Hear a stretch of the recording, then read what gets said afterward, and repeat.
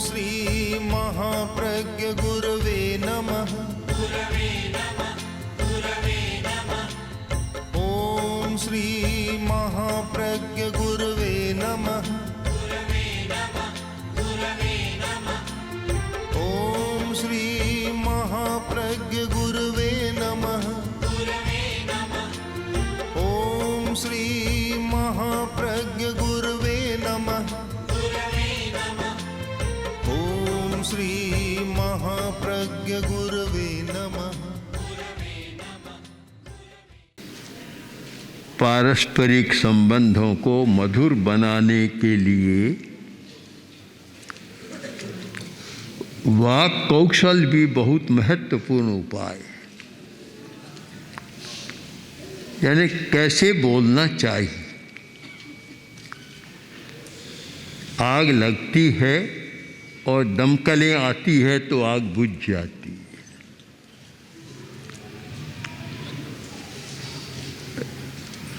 रसोई बनाने वाले दूध को गर्म करते हैं और उफान आता है, दूध में पानी का छींटा देते हैं तो उफान शांत होता है। यह भी एक बड़ी कला है। पारस्परिक संबंधों में मधुरता रहे उसके लिए एक वाक् कौशल, वाणी में कुशलता हो, बोलना जाने, ऐसा शब्द कहे कि सामने वाला भी ठंडा हो जाता है। और वाणी में कुशलता नहीं, और जैसे वह बोलता है आवेश में, सामने वाला भी वैसे ही बोलने लग जाए तो फिर आग उभर जाती है। आग में ईंधन मत डालो, आग में पानी डालो। ईंधन डालोगे तो आग और भभक उठेगी, और पानी डालो तो आग बुझ जाएगी। एक जीने की कला है। पारस्परिक संबंधों को अच्छा जीने की कला है। वाणी का कौशल काम भी होता है और दूसरे को नाराज भी नहीं करता, शांत भी कर देता है। कला का होना बहुत जरूरी है। केवल चित्र बनाने वाला ही कलाकार नहीं होता, केवल भवन आदि और विशेष बनाने वाला ही कलाकार नहीं होता। मधुर वचन या आग को बुझाने वाला वचन बोलने वाला भी बहुत बड़ा कलाकार होता है। और इसका प्रशिक्षण भी होना चाहिए कि कैसे बोलें। भगवान महावीर ने बहुत प्रशिक्षण दिया था। उत्तराध्ययन सूत्र को पढ़े, 10वीं कालिक सूत्र को पढ़े, वहाँ बोलने की कला का बड़ा प्रशिक्षण है। कैसे बोलना चाहिए, कैसे नहीं बोलना चाहिए, इतना प्रशिक्षण है कि शायद धर्म ग्रंथों में बहुत इतना कम मिलेगा। मिलेगा है सब में, इतना ज़्यादा कम मिलेगा। वाणी का प्रशिक्षण बहुत सारा कलह है, झगड़ा, आपसी संबंधों में कटुता, ये वाणी के कारण होती है। बोलना सीख ले तो बात बहुत थोड़ी में समाप्त हो जाती है।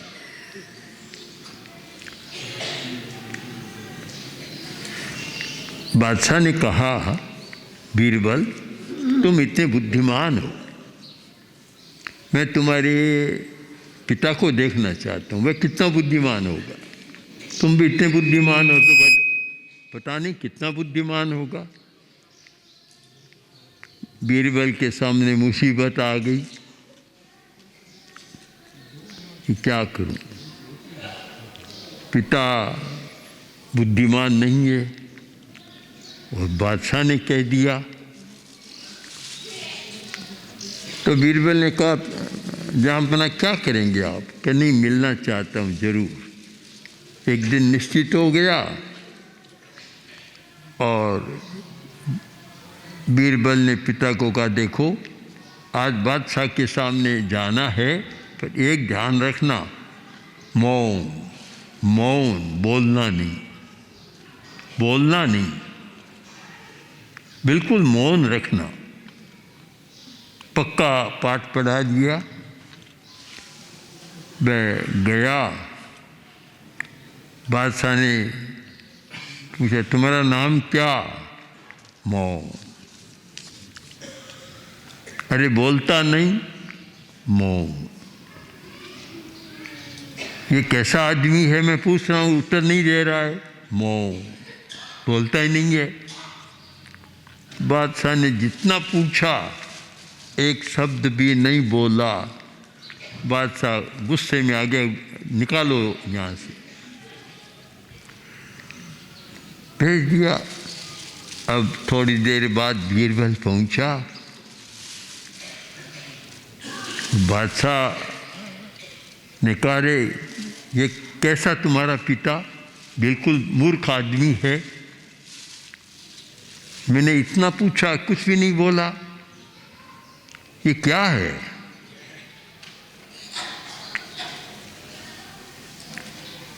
तब बीरबल बोला, बादशाह मेरा पिता बहुत समझदार है, वह इस बात को जानता है जब मूर्खों से पल्ला पड़े तो मौन ही रहना चाहिए।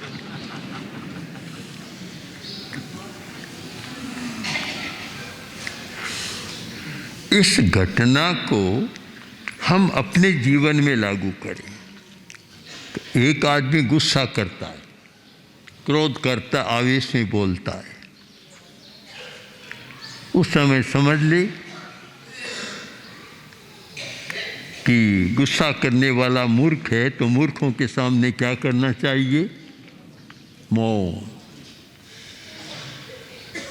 इतना सा एक चिंतन बदल जाए कि एक कोई व्यक्ति गुस्सा करे तो समझ ले कि गुस्सा करने वाला समझदार नहीं है, मूर्ख है, और एक प्रकार का पागलपन है गुस्सा, तो मुझे मौन करना चाहिए। उस जगह अगर बीरबल का पिता बन जाए तो बात समाप्त है, बस अशांति होती नहीं है। एक बोलता है, दूसरा नहीं बोलता, तो न तो लड़ाई आगे बढ़ती, न झगड़ा होता, न कलह होता, बात समाप्त होती है। भीत से कोई लड़ता नहीं लड़ता, क्योंकि वह मौन है सदा, उससे कोई लड़ता नहीं। एक सुंदर उपाय है, सुंदर उपाय।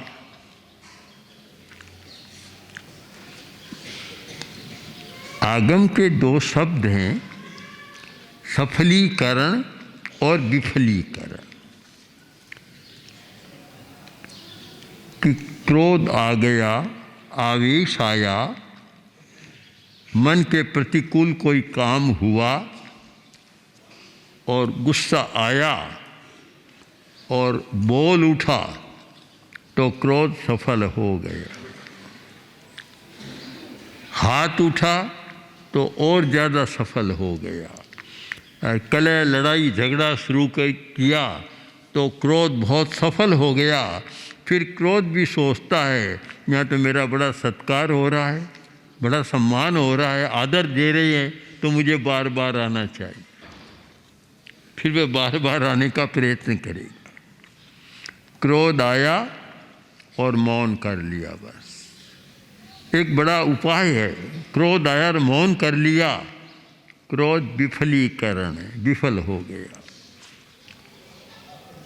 अब एक बार क्रोध आया और मौन, दूसरी बार क्रोध आया फिर मौन, तीसरी बार आया फिर मौन, तो क्रोध भी सोचेगा कि तिन घर करे न जाइए जहाँ नहीं सम्मान। जहाँ सम्मान नहीं होता वहाँ जाना नहीं चाहिए, तो वह भी जाना बंद कर देगा। आगम के दो बड़े महत्वपूर्ण शब्द है, विफलीकरण और सफलीकरण। कसाय को सफल बनाओ तो कसाय और आएगा। मन में लोभ की भावना जागी और लोभ के साथ चलो तो सफलीकरण हो गया। लोभ बढ़ता चला जाएगा और एक दिन आर्थिक मंदी का भयंकर दौर सामने आ जाएगा। और उसको विफल करो कि ठीक है, लोभ की भावना जागी पर मैं अब ये काम नहीं करूँगा, यह नहीं करूँगा, तो वह सफल हो जाएगा और क्रोध का विफलीकरण या लोभ का विफलीकरण हो जाएगा। एक कला है, उपाय है, प्रयोग है। ये एक प्रयोग है, जैसे हम प्रेक्षा ध्यान में प्रयोग करते हैं। यह प्रयोग कि जब एक व्यक्ति कोई बोले उस समय दूसरा व्यक्ति मौन कर ले। हमने यह प्रेक्षा ध्यान के शिविरों में बहुत प्रयोग कराए कि जब कोई एक परिवार में एक व्यक्ति बोले, तुम 10 मिनट का मौन कर लो, 10 मिनट मत बोलो। जब सामने वाला 10 मिनट नहीं बोलता है तो बोलने वाले का पारा भी नीचे आ जाता है, ऊपर नहीं जाता। फिर सामने नहीं बोले तब मज़ा भी नहीं आता। लड़ाई में मज़ा कब आता है कि सामने वाला बोले, तब लड़ाई में मज़ा आता है, लड़ाई को ईंधन मिलता चला जाता है। एक प्रयोग करें, बड़ा प्रयोग, कि कोई भी एक आवेश में आकर बोले, दूसरा बस मौन। स्थानांक सूत्र में विफलीकरण के अच्छे प्रयोग बताए हैं कि मौन कर लो या एकांत में चले जाओ, उठकर वहाँ से चले जाओ, उठकर चले जाओ, तो फिर वह नहीं होगा। अकेला किससे लड़ेगा और किससे बात करेगा। हम प्रयोग करें। और साधु साथियों के लिए तो बहुत ज़रूरी है कि विफलीकरण का प्रयोग, क्रोध, अहंकार, लोभ, इनको सफल न बनाएं, इनका अनादर करें। अनादर करने पर कोई भी आएगा नहीं।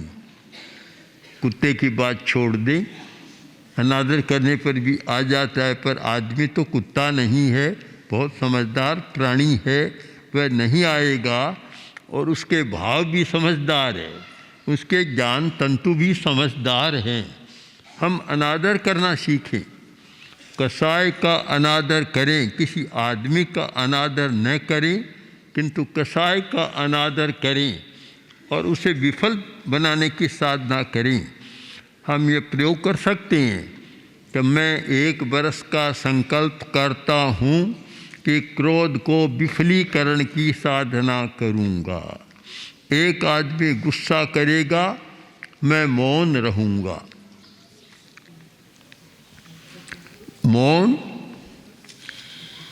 अथवा इस बारे में आचार्य विनोबा भावे ने भी एक अच्छी बात बताई कि जब कोई को गुस्सा आए उस समय मुंह में मिश्री रख लो, मिश्री को चूसने लग जाओ, या मुंह में कुछ डाल दो। और मुंह में है तो वह बोलेगा कैसे फिर।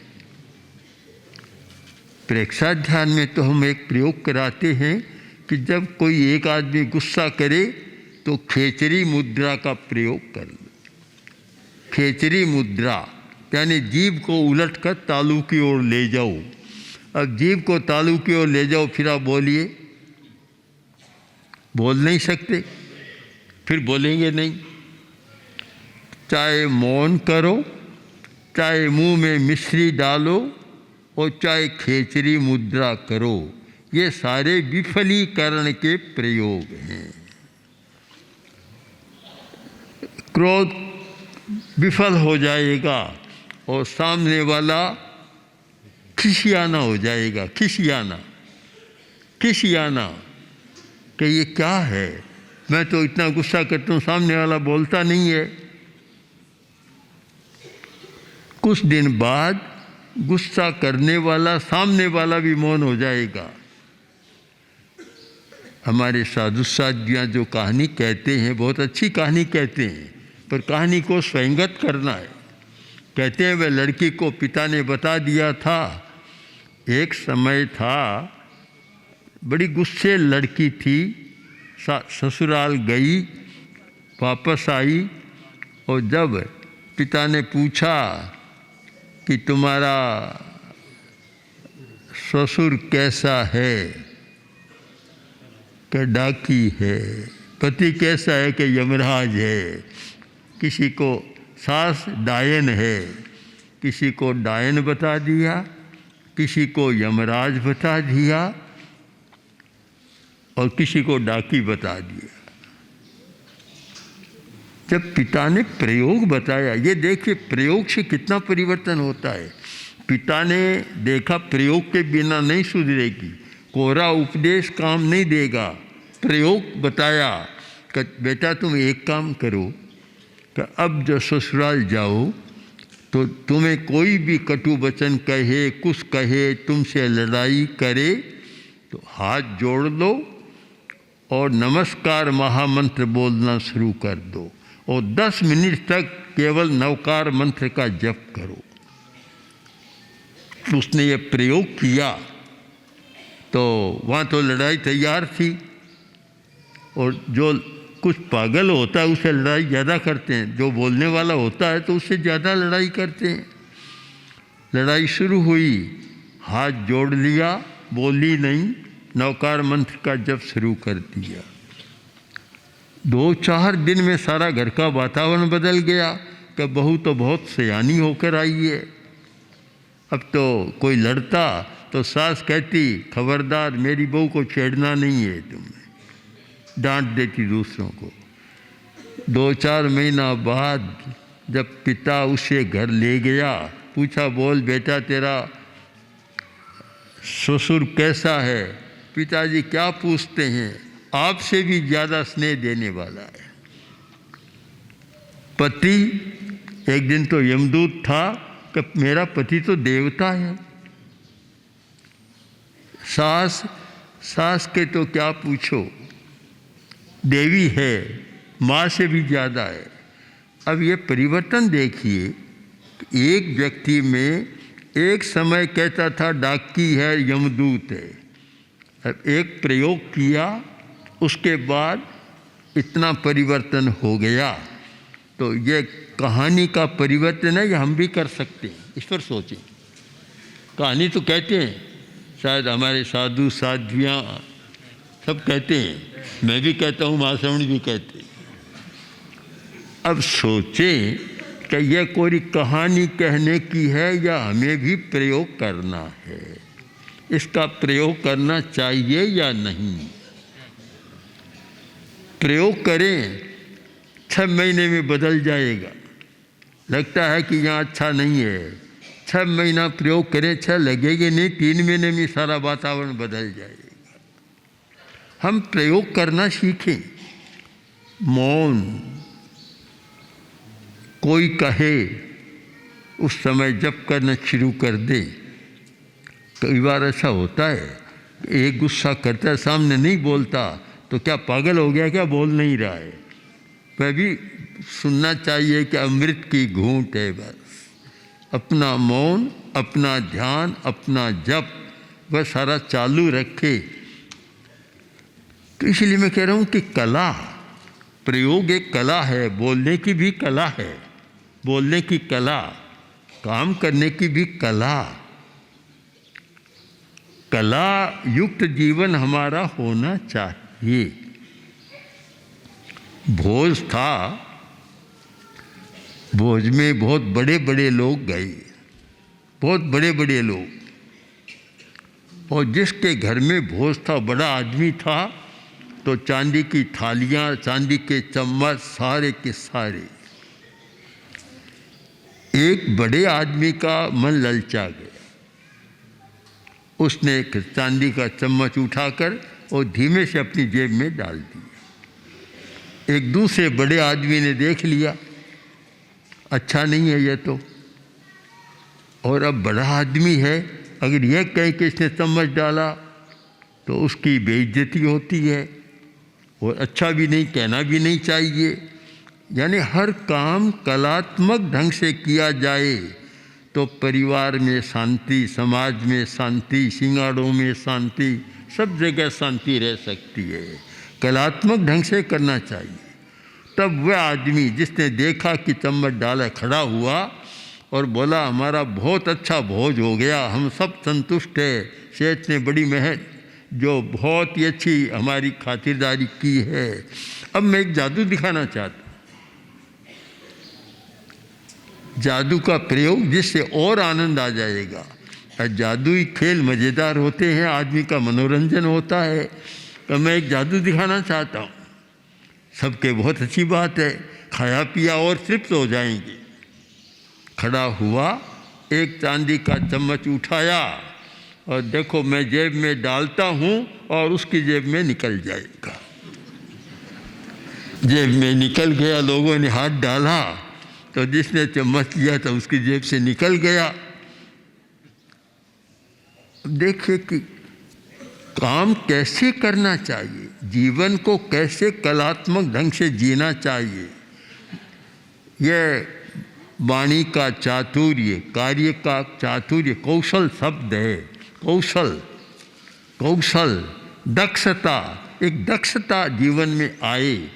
और हमारे जो साधु साधियाँ तपस्या करने वाले हैं, आगम पढ़ने वाले हैं, स्वाध्याय करने वाले हैं, साहित्य पढ़ने वाले हैं, उनके जीवन में तो दक्षता आनी चाहिए। सब लोग जानते हैं कि आज एक शब्द बाजार में बहुत बिक रहा है, एफिशिएंसी। स्किल और एफिशिएंसी, ये दो शब्द बहुत बिक रहे हैं। दक्षता आनी चाहिए कि हम कैसे व्यवहार करें, काम कैसे करें। अब अगर वह सीधा कह देता कि देखो इस आदमी ने चम्मच चुरा लिया है, तो झगड़ा शुरू हो जाता। वह भी नाराज़ होता, झगड़ा भी शुरू होता, उसकी बेइज्जती होती, अपमानित होता और एक कलह का वातावरण बन जाता। कितनी चतुराई से काम किया कि जादू दिखा दिया और चम्मच निकलवा ली। हम सिद्ध योगी आचार्य श्री महाप्रज्ञ से प्रेक्षा ध्यान का एक प्रयोग करें। आपको एक प्रयोग कराया जा रहे हैं श्वास प्रेक्षा का। 5 सेकंड में श्वास लेना है, 5 सेकंड भीतर रोकना है और 5 सेकंड रेचन करना है और 5 सेकंड बाहर रोकना है। इस प्रकार 20 सेकंड में एक श्वास। सावधान रहे, श्वास भरे, भीतर रोके, रेचन करे, बाहर रोके, श्वास भरे, भीतर रोके, रेचन करे, बाहर रोके, श्वास भरे, भीतर रोके, रेचन करे,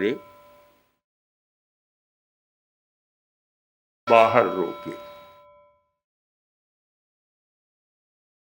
श्वास भरे,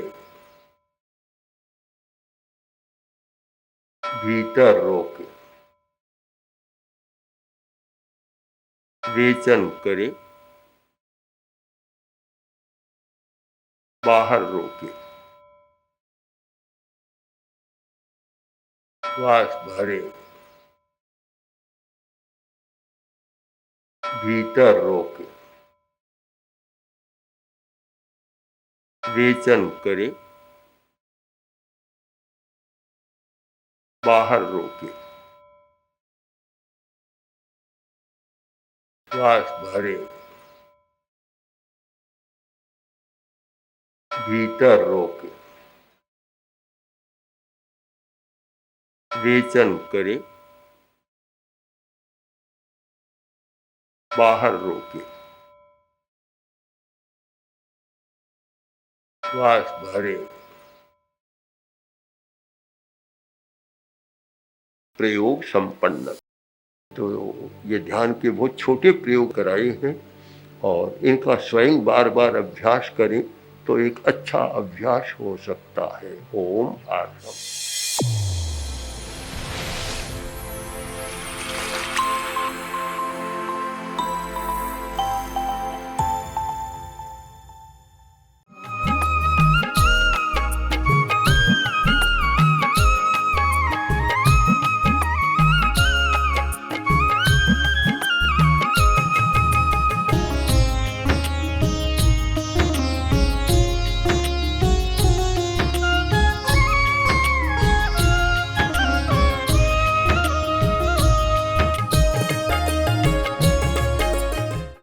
ॐ श्री महाप्रज्ञ गुरवे नमः। ॐ श्री महाप्रज्ञ गुरवे